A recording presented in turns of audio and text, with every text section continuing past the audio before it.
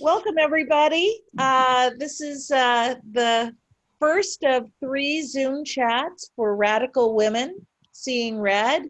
And we're starting with our solo exhibition, Patricia Miranda, Seeing Red at Odetta. The exhibition will be up through September 26th, and it's by appointment. So you can either contact me or Patricia, and we will slot people in and keep it socially distanced and safe. And we're really looking forward to, if you can make it to the gallery, to seeing you there over the next few weeks. And I'm Ellen Fagan. I'm the director of Odetta Gallery. And Patricia and I, and there's several women on this chat tonight. I'm going to say, if everyone could just take a moment and mute yourself so that we don't hear any outside, great, thanks. When you want to ask a question, you're going to type it into the chat. Joe Yarrington's trying to get it. So when you have a question, type it into the chat, and after Patricia— No, I forgot I have a Zoom call. You want to be going with video? Fine, I can just put it on the headphones. If you guys could just mute People yourself. to mute themselves. It's all right. I'm gonna you'll see both Martin. I could mute her if you want. It's not. Yeah. Okay. If you could do that, because I'm trying to let people in. I guess I can't. You're controlling it, so you can. Mia, if you wouldn't mind muting. Thanks for patience, everyone. We're like. It's nice to have such a robust turnout. Yeah, So thank you all for coming. So Patricia and I actually really got to know each other better last year when we were traveling in London for just a quick trip. There were 7 of us that got pulled together thanks to Alexi Rush-Brock. And we landed in London and hit the ground running. And what we found was it was 7 women with an insatiable appetite for viewing as much art as possible in every 17 to 18 hour segment. And then when we finally got back to the Airbnb, it was wine and talk and unpack it, and then back out the next day. I mean, we all were like, our eyes were bleeding, our feet were sore, and we saw some terrific art. And along the way, one of the highlights, in addition to being with these women and getting to know these artists better, was hearing from Patricia in the National Gallery. When we got into the Byzantine art, Patricia was jumping up and down with excitement, and just really wanting to share with all of us her love of this historical art form and the colors within these paintings and what they meant. So it occurred to me that she would be an excellent first guest curator at Odetta to put together artists to describe and exemplify the color red, or cochineal. And the top of the list is Patricia herself. As we found in following up with our London trip, that we ended up with these WhatsApp chats that are usually 100 messages long by the end of every given day. They range from picking apart art to opportunities to cooking to fears, pandemic, to family. I mean, we have become this wonderful virtual support system. And now, as we fearlessly start to tiptoe into physical space again, we would love to go to London or somewhere else together again and really, really consume an art world of that level. But in the background of Patricia's studio, when we were doing these Zoom chats, was this gorgeous series of textiles now sewn together, these lace pieces as tapestries. And we all were just staring at them and drooling at them as she would join our chats. And so I was lucky enough to be able to visit her studio not so long ago. And because of the pandemic, as you know, schedules have gotten sort of compressed, pushed forward and stuff. And so I asked her if she would not only curate around the color cochineal, but if she would also be the solo exhibition at Odetta. And as it turns out, this is our last exhibition at Odetta in Harlem, and I'll be doing things in satellite versions elsewhere and online. But as a result of that, there's a certain amount of emotion in parting and closing gallery space. I unfortunately have done it a few times over the last year and a half. And I wanted to do something that had some emotional impact for me as an artist and a curator. And so it made a lot of sense to have Patricia curate the 7 of us, London Calling Collective, for Radical Women Seeing Red. So we're breaking with a lot of gallery traditional practice. We're curating, we're showing our own work, and we're supporting one another as friends and colleagues. And I'm just thrilled to have Patricia Miranda Seeing Red as my final solo exhibition in my Harlem gallery space. Quick introduction about Patricia, and then she'll take over. And Joe Yarrington is still trying to get in my message board. Is Joe in? Sorry about this. Okay.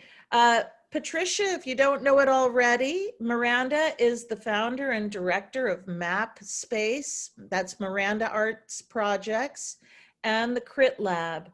She's been a visiting artist at the Vermont Studio Center, the Hexter Museum, the University of Utah, visiting lecturer at Purchase College SUNY, Kutztown University, WCC Peekskill Center for the Digital Arts, and has been awarded residencies at iPark, Weir Farm, Vermont Studio Center, and Julio Valdez's printmaking studio. Recent grants, Anonymous Was a Woman, COVID-19 Relief Grant, an artist grant from Arts Westchester, New York State Council on the Arts, and she was part of a year-long NEA grant working with homeless youth. Miranda was core faculty at New Hampshire Institute of Arts Low Residency MFA program from 2016 to 20, and teaches curatorial studies in the graduate program at Western Colorado University and faculty at Lime Academy of Fine Arts, Lime Academy College of Fine Arts of the University of New Haven from 2005 until 2019.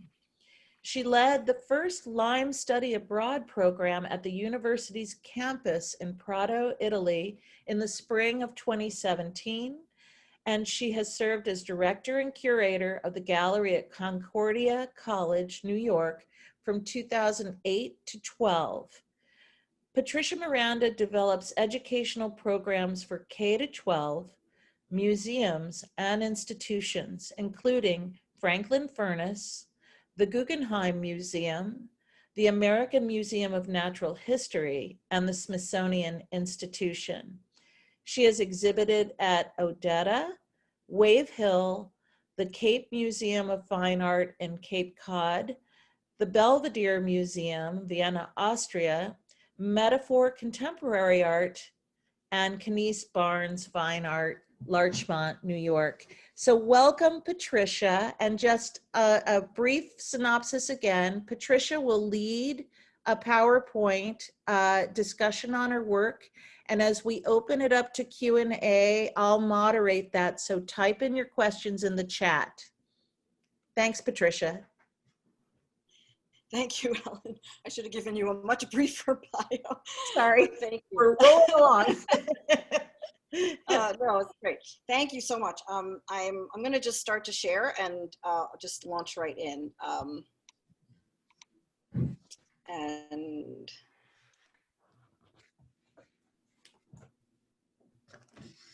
okay, is that visible to everyone? So thank you so much. I'm beyond sort of honored and privileged to be here with all of you. Thank you so much for showing up. What a thrill for me. And been having such amazing conversations with people in the gallery. I can't even tell you. It's been amazing. There is something about social distancing that means that kind of where the conversations are like concentrated and more in-depth and intimate, it seems to me somehow.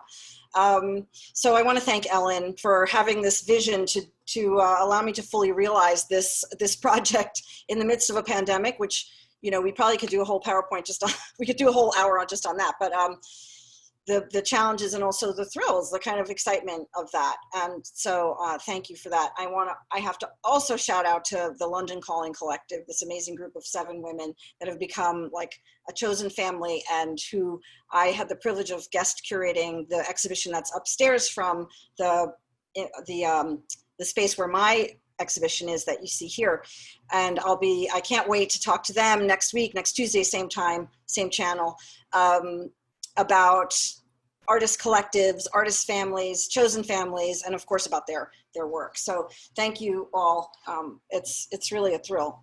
So the first thing I'm gonna do is I'm gonna show you a short video, which I shot on my iPhone. So, you know, caveat emptor, I'm no photographer or videographer, but one of the things about showing work in, you know, work such as mine, that's installation and it's really visceral and there's a very tactile quality, is that it can be really hard to read in still photographs. So I'm going to show a short video and then of like a little walkthrough of me just walking through the space. So you'll see the shadow of my hand and all that kind of stuff.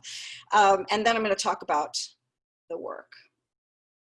And I'll talk about it while walking through. One of the great thrills of this show was this view. So which you don't always know, right, when you're planning a show, that coming down the stairs, you sort of enter in and this large piece kind of unfolds in front of you. So that was kind of a thrilling little part and became kind of an anchor for the exhibition. So all of the work in the exhibition is dyed using cochineal insect dye, which is incredible material, and I've been working with, and I'm going to talk about cochineal in a little bit more detail a little later on, but I've been working with natural dyes and pigments for, gosh, 25 plus years, and it's sort of a deep area of research of mine, and my area of research is really been focused on historical art technologies. And I say technologies because I'm always trying to get people to open their minds about what technology is and not just think of it as computers. But, you know, the use of cochineal in these materials is really a very sophisticated technology. And I'm interested so I don't only use cochineal. I use lots of different pigments and dyes. They tend to be ones that have a deep history, a deep cultural history. So every material has an aesthetic history, a cultural history, a scientific and ecological history and all of that. And it also has a cultural history. So the materials that are used have been traditionally used in painting and in books have a very long history in how they were used, how cultures used them, how different cultures used them, and how they traveled across the world, basically. So I use materials not solely for their aesthetic, although obviously that's an incredibly important part of the work, but I use the cultural histories and the ecological histories, et cetera, are all really kind of an important part of the work. It's a foregrounded part of the work. So when I use cochineal, there's also a subtext about the history of cochineal. So there's other materials that I've used, but cochineal happens to kind of have a deep history for me. So you can see in these books, there's freshwater pearls sewed between the pages. So all of the works in this exhibition, the books, the pages, and the lace pieces are all dyed using cochineal. They're dyed multiple times to get the kind of color, density, and everything that I'm interested in. And one of the most exciting things, and there's also a little video here, one of the most exciting things for me about this exhibition has been the 2 big lace installations, which I'm going to talk about in some more detail in a minute. All of the lace from those 2 pieces, I think I'm going to stop this now. I think you'll see a little, oh no, wait, we got a little another pano here of the space. All of the lace in these two large pieces was sent to me more or less unsolicited. So I've been working with lace for, I was trying to think, I mean, it's probably about 7 years now. And I had some family lace that I had been working with. And all right, there's the end. So now so I had some family lace that I had been working with, and I must have posted, well, I'm sure I did. I posted it on social media when I was dyeing it and stuff like that. And people started sending me messages like, I have lace. I would like to send you some lace. And so I began to get these boxes of lace. I got boxes of lace from people that I know. I got boxes of lace from people that I don't know. In fact, a woman contacted me and she said, I have some lace. I want to send it to you. And I always offer, in case anyone has lace, I always offer to send you a mailing label. So you can, just send me that and I'll cover those shipping costs. She said, no, that's okay. I have a lot of lace. And I thought, well, I'll get a small box of lace. She sent me this enormous box. And so I started getting everything from a small envelope with, 2 or 3 precious pieces to, boxes filled with lace. So the pieces are built from all of those different kinds of lace. And there's, antique lace, vintage lace, new lace, there's handmade lace, there's machine-made lace. There's all different kinds of lace in these 2 particular installations, in these installations that I'm working on.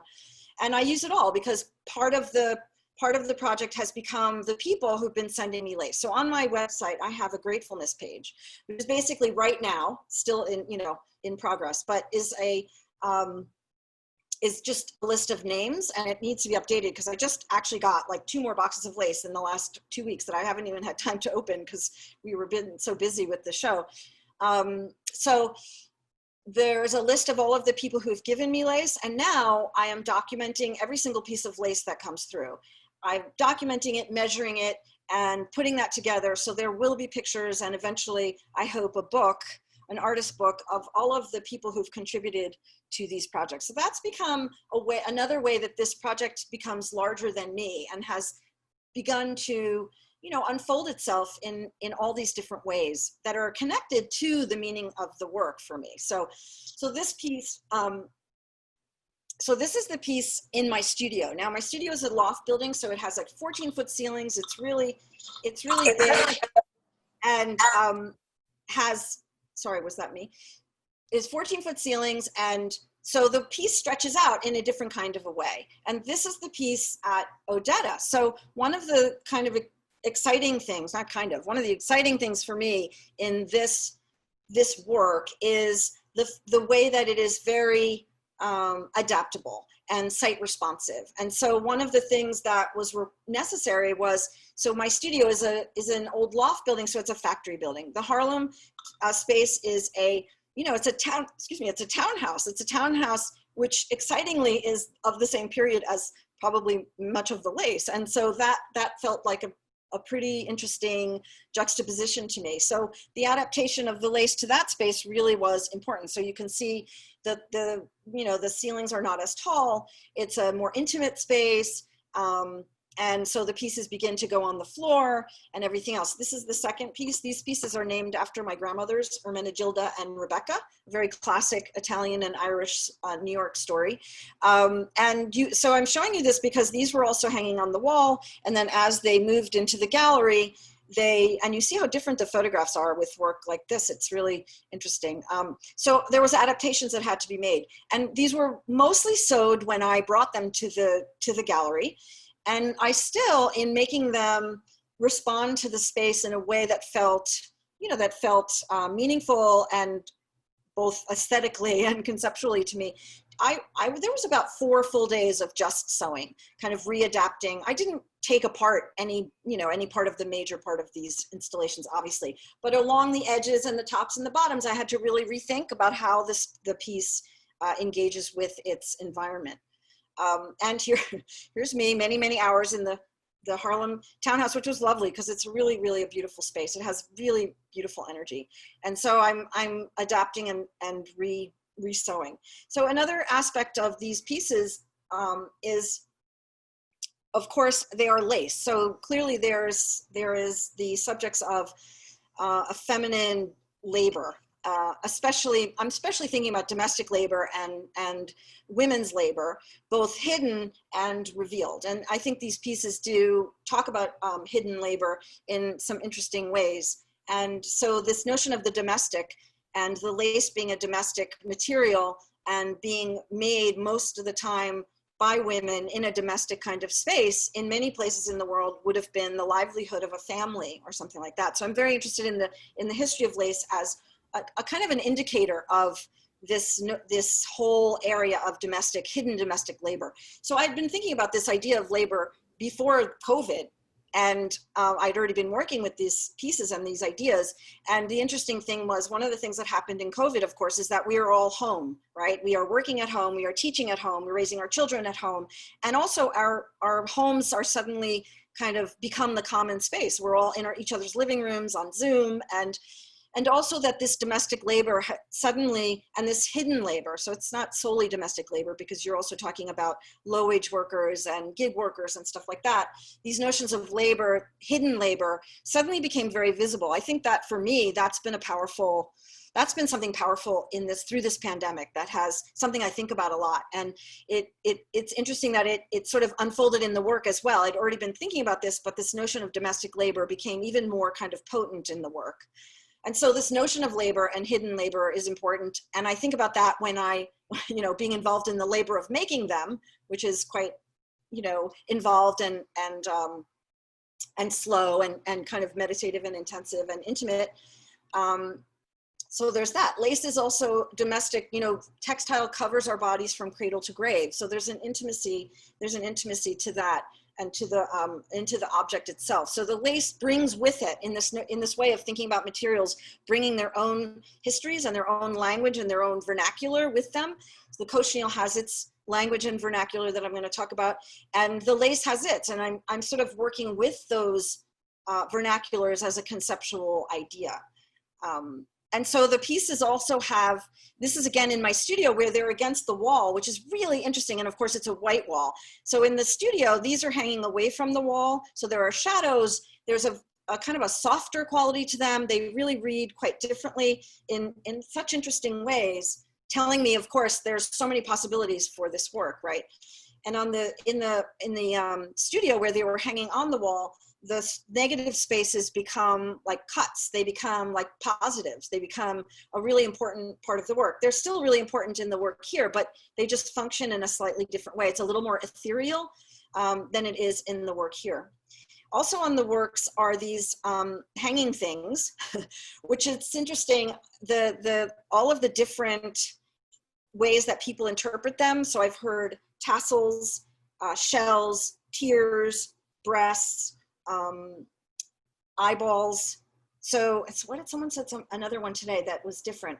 I'm blanking on what it was now. So I'm also obviously interested in things that have multiple readings. So for me, they are all of those things, right? And I do think of them as bodily or organ-like or breast-like or udder-like. All of those things are kind of connotations that I'm interested in. And they bring to the work, and also, bones, somebody else said bones, they made them think of bones. And those are all, again, some references to the body. So there's both a hard and a soft reference to the body. And that kind of comes out and pulls out into the space, and is almost like a little punctuation that pulls you into the work in a different sort of way. The other delightful thing about this Harlem space is that weird little space in the back where the piece called Dreaming Awake is. And that is, this is a basement space, which makes it very intimate and kind of, there's a coziness, maybe coziness isn't the right word, but a kind of an intimacy to the space. And then there's, of course, the evidence of this being a Harlem townhouse that was built probably at the end of not the last century, the century before, the 19th century. And so that space is an exit. There's a ladder. Oh, I'm probably blocking that. I'll go back to that. So there's a ladder behind it, and it's this raw space. It shows the raw foundation, which is rock. And that was really fascinating to me. And although when I was making this piece, I wasn't thinking about a space like this, I was thinking about it being more in the middle of a room. But in the way that these works can become very site responsive, this was kind of an exciting development for me. I wanted to say something else also about these pieces and the scale.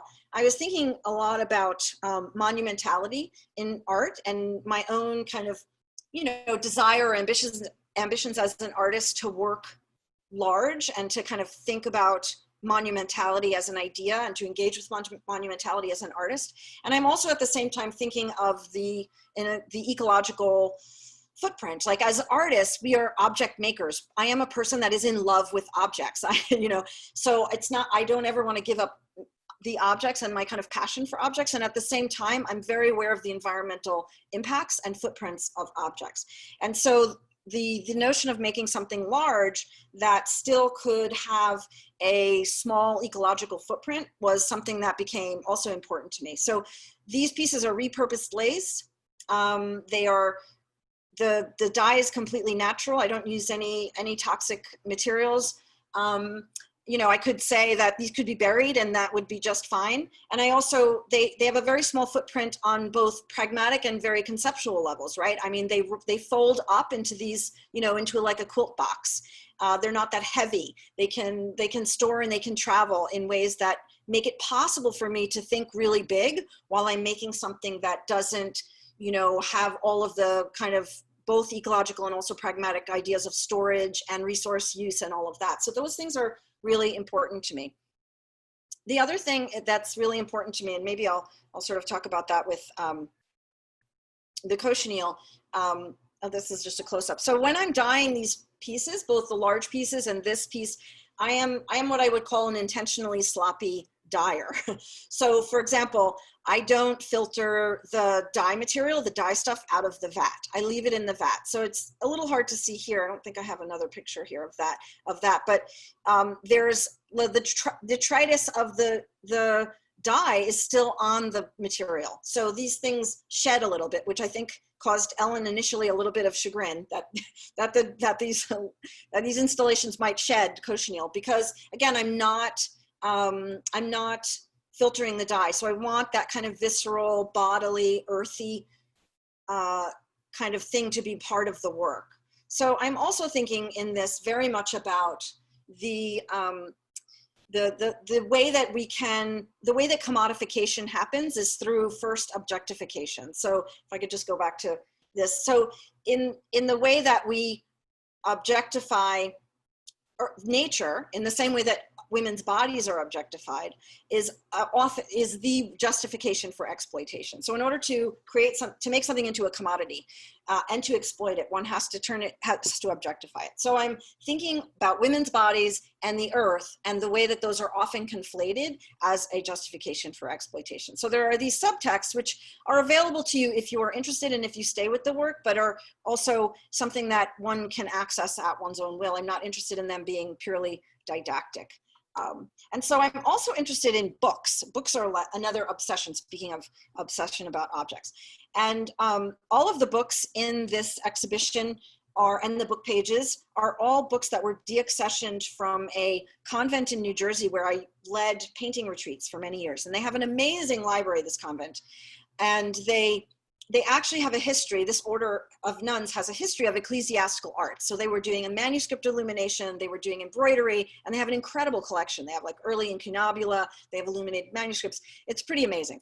And they also have a big library, so they deaccession books. So these are all deaccessioned books from the convent library. So they're all 19th century, late 19th century, pretty much, mid to late 19th century books. Mostly religious books, exegesis, books for nuns. And then, of course, the two here, the two in the front are Narcissus and Goldman and Aucassin and Nicolette, which are love stories that go back to the Renaissance. So those are what those books are. And they're really beautiful books. And the two in the front are sewn with pearls in between the pages. And then they're part of this larger series called Florilegium, which is a term that refers to a garden or like a book, a treatise on gardens or a treatise on flowers. And it also is often related to Mary. The Virgin Mary is often kind of seen in a garden and she is surrounded by flowers. And so the Florilegium is also kind of sometimes related to that. So I'm very interested in books as they're just amazing things, right? They're four-dimensional objects. They're three-dimensional and they're physical, right? They're objects that, that live in the world as an object. And they're intimate. We hold them next to our body. They're small in scale. We hold them in our hands and close to our body. So they have this relationship to the human body that's fundamental to their design. And you turn the page, they're kinetic. Like every time you turn the page, you have essentially a different object, a conceptually different object. Not only that, they are conceptual objects, because when you enter a book, when you read a book, you enter into the book and go into the story, the narrative, whatever it is that you're reading, and you are no longer in the physical space anymore. So books are just incredibly interesting, just things. And so I have been working with books for a long time, and this particular group of books, the first one's the Florilegium series, I'm often, well, sometimes I'm deconstructing, I'm sort of deconstructing, reconstructing, and recontextualizing these books for myself, partly because the books are incredibly, especially these books that are outdated. The texts, they're, often if it's an exegesis or a theological text or like a treatise for nuns, this is, here's the way that the nuns should behave. So they're really poetic and mystical and spiritual, and they're also deeply problematic, right? They have an agenda. They have an agenda that I can find deeply problematic. And yet I'm also wanting to engage with these materials in a much more complex way. I'm not willing to say, well, I'm just going to throw that away. I'm going to throw that aside. I want to engage with the texts in ways that can kind of hold both of these very kind of disparate ideas at hand, that they can be both poetic and beautiful and also problematic.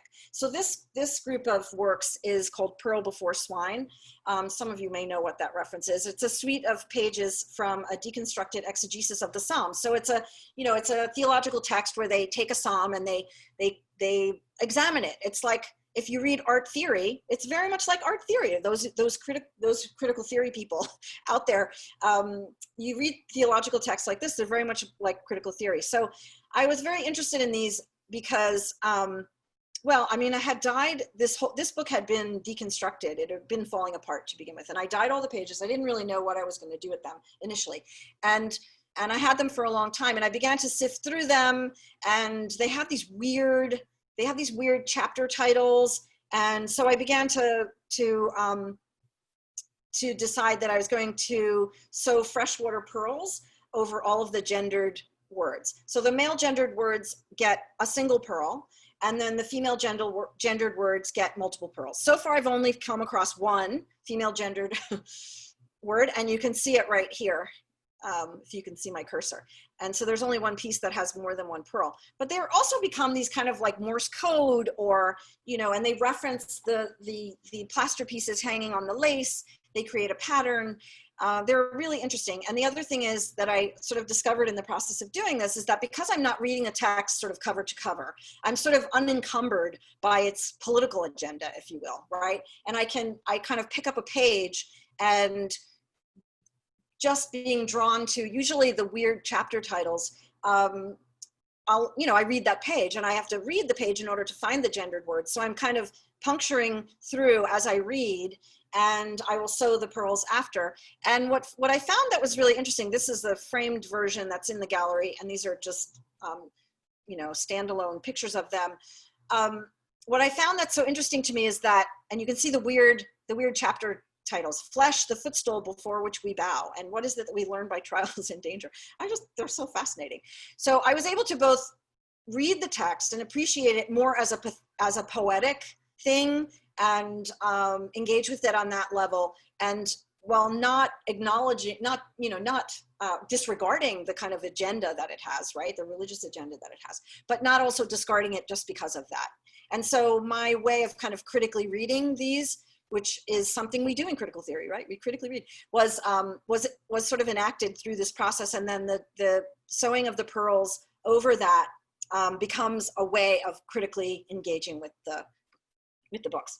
So that's a little bit about the work. And of course, each of those works has, their own kind of deep history, but I wanted to talk for just a few minutes before I, finish up about cochineal, and to give you a little bit of, insight into how I think about materials in relationship to making work, and how I think of the materials in some ways as as witnesses, right? They've been witnesses alongside history, and they have been used and exploited, and used in positive ways and negative ways and exploited, and they come along with their own history. And if I was to think of like looking at history through the eyes of cochineal, it has a very particular trajectory. So cochineal is an insect. It's not a beetle, although many people think it's a beetle technically, because the difference between a scale insect and a beetle is that a beetle has legs and a scale insect does not. That is really the only difference. So the scale insect is born and affixes itself onto cactus. Cochineal, and just stays there, really. It's a parasitic insect, and it is very high in carminic acid. So it makes an incredible dye. And it, because it's indigenous to the Americas, the Central and Mexico and Central and South America, it did not exist anywhere else on the planet before the Spanish came to the Americas. And this is important because red as a color, as a dye, was very difficult to get in nature. Now, there were other bugs that were used throughout the rest of the world. There's kermes, which is where we get the term crimson, and it is also what dyed Persian carpets and many other things, of course, and Polish cochineal, which is another grain insect unrelated to American cochineal. But they were much harder to cultivate, much more difficult to cultivate and much rarer. When the Spanish came to the Americas, the Mesoamerican people had been using cochineal presumably for thousands of years. They used it for dye, they used it for paint, and they used it as currency. And there's amazing conquest era images, prints and stuff of cochineal cultivation and cochineal farms when the Spanish first came. So the Spanish, being the conquistadors that they were, took this dye back to Spain and hid for over 100 years, maybe close to 200, the source of this red dye. And it revolutionized the dye trade and helped keep Spain a great power. And it played a very large role in the conquest of the Americas. I always say gold gets all the press, right, in the conquest, but in some ways, cochineal is in some ways more ubiquitous because it affected everybody. The ability to dye clothing it became a pigment. So you'll see images of women in red dresses. The dress was dyed with cochineal, and the pigment that was painted was cochineal. It is also one of our only non-toxic red food dyes. So you probably have all consumed it. And I don't know if you remember a few years ago, there was like a big controversy because Starbucks was using bugs in their like strawberry drinks, which they don't anymore. But people got quite upset, especially if they were vegan or kosher, which bugs are not either. So it has this amazing history, and I'm very interested in that. So this is an image of some cochineal and the little accoutrements for making cochineal, and it can make any dye. Usually has a range of colors that it makes. Cochineal can make from a really bright scarlet red, such as the British redcoats are dyed with cochineal. I've been told they still are, although that's not verified information at this moment, but they were historically dyed with cochineal, and it can go all the way to a deep purple, as you see here. And so I just have a quick, this is the video that's included in the installation that you saw a bit of before, and I'm not going to play the whole video, but I'm going to kind of just jump through it a little bit so you can see. Now this is a demo of this video is part of a larger project, so it's it's a little bit of a demo. It doesn't show you every in and out, but basically you're going to crush the cochineal. And again, I'm going to jump through because you all kind of understand what crushing the cochineal is. This video was made for another project I was doing around cochineal. So the images that you see in the back are images of the wars in Central America in the 1980s, kind of thinking about conquests and colonialization's impacts over time and the role that resources have in those battles. So I'm basically crush it up. Oh, and then wait, I'll just show you. Add hot water. Oops. So usually you'll add boiling water because the difference between a dye and a pigment, for example, is a pigment is a mineral. You crush it up and you use the actual mineral itself, whereas a dye is extracted out of something. So you're not using the material itself, you're extracting the chemical color out of it. So if you use roots or plants or whatever, you're not using that plant itself, you're extracting the chemical from outside of it. And then there's usually some kind of material added, and there's different kinds of dyes, and this is a mordant dye, so it needs a mineral salt. That is alum, which is also used in pickling and stuff like that, so it's perfectly non-toxic. And it both fixes the dye, which is very pH sensitive, and you're probably getting more information about cochineal than you really need, but it fixes the dye and also helps it to bite into the fabric. And then just, I'll just give you the reveal of the cochineal, which in this case looks quite purple. It can really go quite, it can get quite dark purple.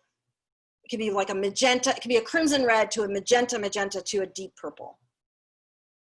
And I'm gonna stop that. And then I just have, this is a 10-second video of just in my studio, and we'll wrap up just shortly, of actually this piece of lace is in that installation, or at least part of it is, and just shows you the incredible beauty of this process and this material, and you can see why I can become quite obsessed with it. Again, all of the dyes, all of the materials are dyed in like 4 or 5 times, and this is what my studio looks like when the dyeing is happening. And if you look on the floor, you can see that those round ones, which somebody had in one of the boxes, was just a stack of these round ones. And you can see they're all in different stages. Some are dyed once, twice, 3 times, 4 times. And I will just keep dyeing and over dyeing and over dyeing and over dyeing to kind of get both the color, but also that kind of earthy, like the dye's encrusted in there, the earthy visceral color. And you can see it in here. You can see the dye is still on the material. And I won't, some of it falls off obviously, but I won't clean that off intentionally. I want that to be a part of the work. And that's pretty much a little brief insight into my process. This is a picture of the cover of the absolutely gorgeous catalog that Patricia Fabricant designed. So shout out to her, and which is available as a free PDF download on probably, it's on my website. It'll be on Odetta and everything else. And we will have a print on demand. It includes my show, and it includes all 3 shows that are at Odetta right now. And the last slide is taken today in the studio, in the gallery, when we had some wonderful visits from people today and had some pretty amazing conversations. And so I'm gonna stop sharing, and so we can talk. And I hope that you will have questions and we can have a discussion. And thank you so much.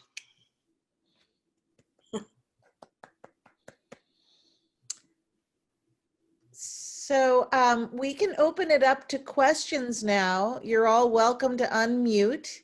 And I'm apologizing in advance. I don't know how to mute my signal when a message comes in. So I may stay muted if this continues to bother me. But Patricia, if everyone is muted, and then just unmute yourself if you want to ask a question. Okay. Thank you, everyone. I really appreciate your comments. And thanks, Patricia. That was a wonderful survey, especially of the materials as well as the work. It was very interesting. So I'm going to stay muted, and I would ask, because we're all doing so many Zoom chats, that we look towards wrapping it up at 7. So I'm going to mute now, and whoever. Yeah, if anybody has any. I'm happy to have, if you know me, I'll talk about anything, so. Hey, Patricia, it's Maria. How are you? Good, how are you? Nice to see you. Good to see you too. Really fantastic work, really beautiful. I was curious if you had any thoughts around the fact that you received all of this work or all these pieces by the mail. Did you think of it all as a mail art project? It's funny you say that. That part of it was kind of a surprise to me, right? It wasn't planned, and it happened organically. And so, regrettably, the first couple of boxes, especially that one big box that someone sent me, I photographed the box, but I didn't photograph everything in it. So I feel a little regret about that.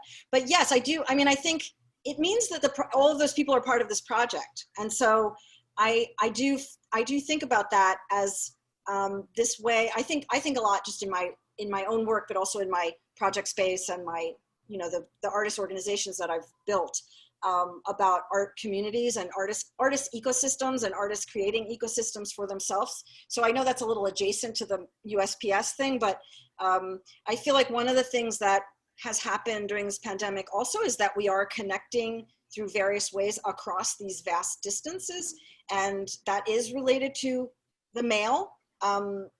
I think, because I don't know about you, but I'm old enough to remember when we would send letters on a regular basis, and there's nothing like a letter, right? I think if that goes away, that's a real loss, along with a lot of other, aspects of the post office, being able to reach people in very rural areas. That would be a real hardship. So yeah, I think that's an interesting part that is only beginning to kind of become a fundamental part of how I'm thinking about the gratefulness side of it, and also about how this project now, when I'm sewing that, I'm thinking about the people who have sent me these things. I'm thinking about the women who made these. I'm thinking about the legacy of this over time. So those things are really present in my mind. So I'm interested to see how that unfolds. So I love that question. It's great. Are you still collecting lace? I sure am. If you have lace, you can message me and I will send you a prepaid label. I'll send you a prepaid label and you can send me whatever you got. And again, some of that lace is, vintage or old, and some of it is new. I mean, people seem to have stuff and don't want to throw it away and don't know what to do with it. You know what I mean? Or, and so, yeah, if you're willing to let me abuse it in the way that I am by dyeing it with cochineal and sewing it into a big installation, then by all means, I would love to have your lace. And I am, again, keeping really good documentation of everything that is sent to me. So it's really part of it. I feel like those people are all in the room with me, now. So there's still a lot of dyed work in your studio now? Yes. Yes. I still have a lot more lace, and I just got 2 more boxes sent to me that I haven't even opened yet. So the thing about the projects that are really exciting is that, again, how adaptable they are, and how I can address the kind of machismo of the monumental work in this way that feels very organic to me and has this kind of eco-feminist kind of undertone. So yeah, I have a lot more lace, and there's more of these happening. Yeah, trust me. Books too, many more books. I have boxes of books. That's great, because I'm in the process of moving and I'm finding some hidden treasures. Oh, well, I love a hidden treasure. I will unhide that treasure for you, Mona. Any other questions? Patricia, there's a question here from Christina Massey. She can't unmute. It's too noisy where she is, but she keeps seeing a connection of women's bodies and aging and wonders if you were thinking about that at all. Yeah, I think definitely the connection to women's bodies is fundamental, right? I mean, I think it's embedded both in the notion of domestic labor and hidden labor. It's embedded in the notions about the conflation of women's bodies and the earth, right? As a means of objectification, as justification for exploitation, to use a lot of $5 words. I think about that a lot. I mean, it's really fundamental in this project for me. And the aging thing, I can't say it's not there because I'm aging, right? And also, it is connected in the sense that it all started with lace from my grandmothers, and who are both not alive. And yes, so I think that I think that as I can't speak for everybody, but I think that we do think about family legacy and family history, probably more as we get older, perhaps. And so that's definitely in there. And I think there's other components about aging that are in there that are still kind of unfolding for me.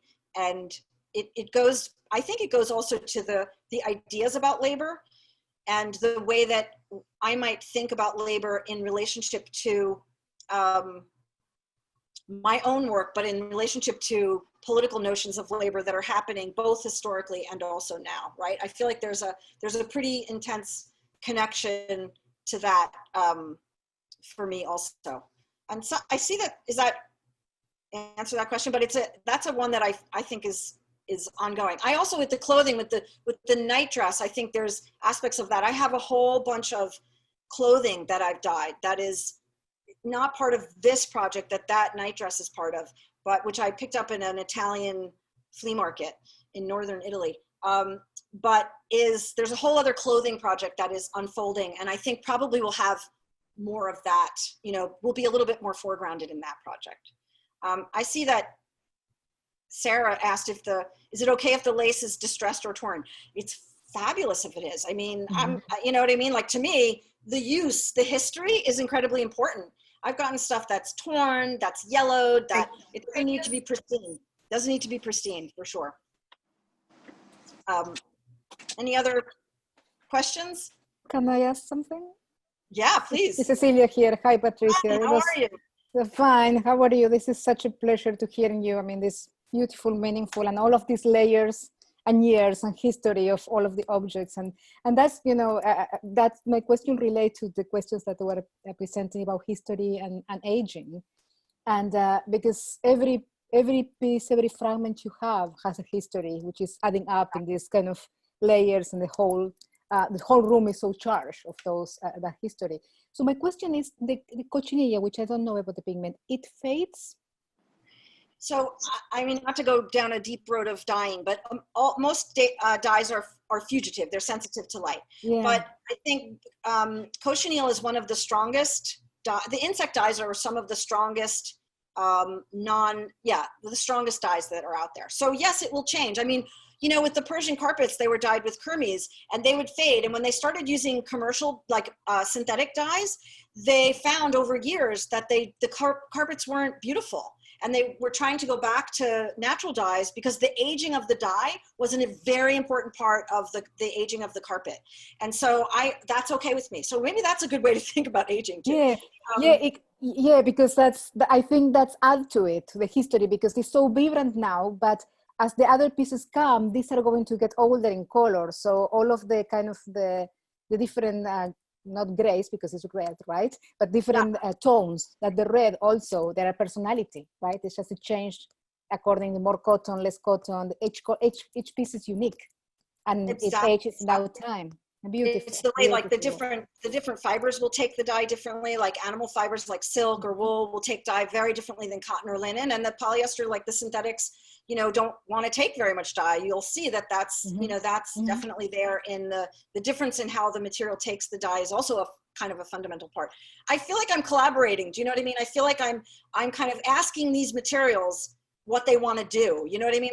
I'm always like, and in Quit Lab people will know this, I'm like, you make something and introduce yourself to it. Do you know what I mean? I'm like, how can I feel like it's a collaboration with the people who've sent me the lace, with the histories of the lace, the histories of the people who made the lace, the legacy of lace, right? And the legacy of women's work, and the history of cochineal, both its environmental history, its scientific history, the way that a cochineal bug, there are only female cochineal because the males are born without mouths and they have sex with the female and then she eats them.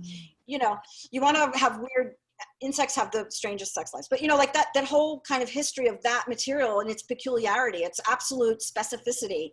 I'm interested in the specificity of histories as a way for us to come to notions of universality. I don't think we get through to universality through kind of, let's make something, palatable to everyone, right? We get to universality by the specificity, like the specificity of my experience, or the specificity of the cochineal, or the specificity of that lace, made out of this material. So yeah, I feel like everyone's in the room with me when I'm working, and it's awesome because I come from a very big family. So I'm the middle of 7 children. So I like to be in a room with a lot of people. Any other, we're just a few minutes left. I know Ellen wants to have us close out at sharp at could I ask one question or make a comment, I guess? Being involved in your work, because I saw you sewing on it and over a period of time, and your own history, but it was really interesting to me, not only when the lace pieces were up on the wall, but when you had them on the floor as well.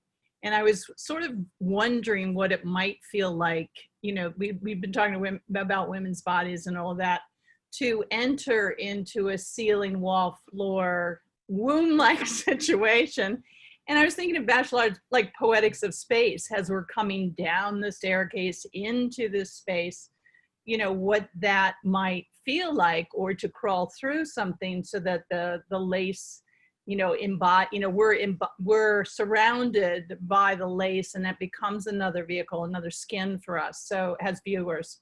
So I thought that was kind of interesting. I also loved, again, the townhouse. Thank you, Ellen, for providing that space. I love the idea of the townhouse, the domestic space, what you're doing in that domestic space. So, and even we were talking about the tiles downstairs, which sometimes work and sometimes don't, but they added this kind of excavation aspect or other place aspect, like Italy, like someplace else, these large tiles. So I think sight is really exciting sometimes, and again, has that conversation with work. So that was more of an observation than a question, but anyway. No, it's thank you. And I'm sorry, I don't mean to cut you off, but just want to say something before those are, one of the most exciting things for an artist, right, is when the work becomes generative, right? Like that you can say to the work, where do you want to go next? Do you want to be off the wall? Do you want to be on the wall? Do you want to be on the floor?